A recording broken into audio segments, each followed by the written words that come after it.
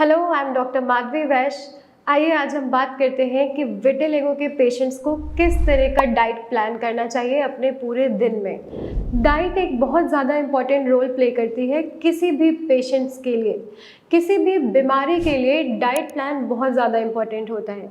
अगर हम अपनी डाइट सही तरीके से लेते हैं और सही अमाउंट में लेते हैं, सही टाइम पे लेते हैं, तो हमारा जो ट्रीटमेंट होता है, हमारा जो क्योर होता है बीमारी का, वो बहुत आसान हो जाता है, बहुत जल्दी पूरा होता है। आइए अब हम बात करते हैं कि ऐसे क्या क्या चीज़ें हैं जो हमें अपने डाइट में इंक्लूड करना चाहिए और क्या क्या चीज़ें अवॉइड करना चाहिए। सबसे पहले मैं मॉर्निंग से स्टार्ट करूं तो आप जैसे ही उठने के आधे घंटे के अंदर अंदर आपको 1 ग्लास गर्म पानी पीना चाहिए।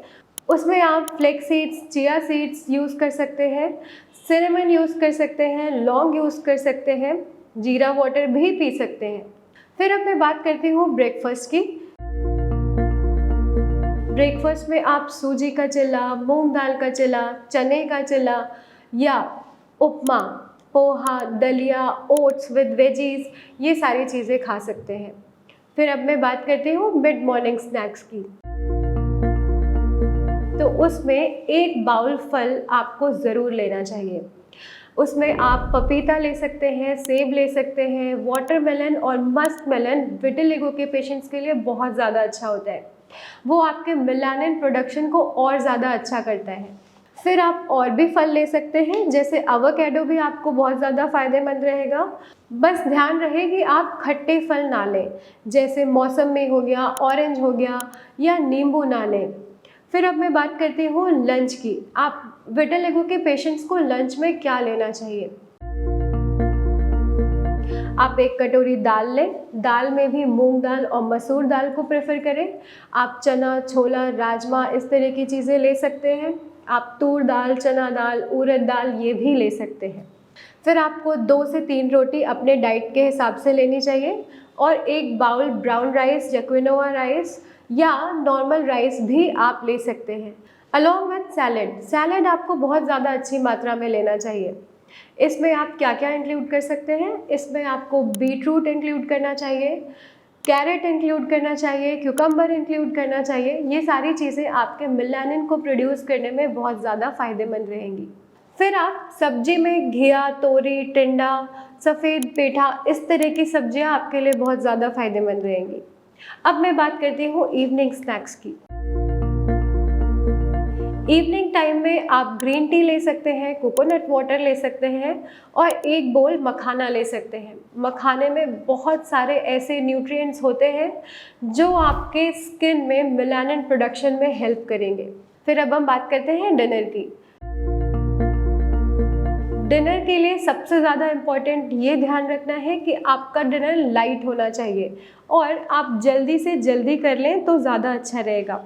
अब मैं बात करती हूँ कि डिनर में आपको क्या क्या लेना चाहिए। अगेन आप एक फुल मील लें जिससे आपका पेट भर जाए। उसमें आप दाल इंक्लूड करेंगे। रात के टाइम में मूंग दाल और मसूर दाल आपके लिए ज़्यादा फ़ायदेमंद रहेगी क्योंकि ये दोनों ही थोड़ी हल्की दालें होती हैं और पेट में आराम देती हैं। इसके साथ आप 2 या 3 रोटी लें अपनी खुराक के हिसाब से। 1 कटोरी चावल लें। आप ब्राउन राइस भी ले सकते हैं, क्विनोआ भी ले सकते हैं और सब्जी 1 कटोरी लें जिसमें घिया, तोरी, टिंडा, सफ़ेद पेठा इस तरह की सब्जियां ज़रूर डालें। फिर आपको सैलेड लेना है भरपूर मात्रा में जिसमें आप क्यूकम्बर, कैरेट और बीटरूट ये तीनों ज़रूर लें।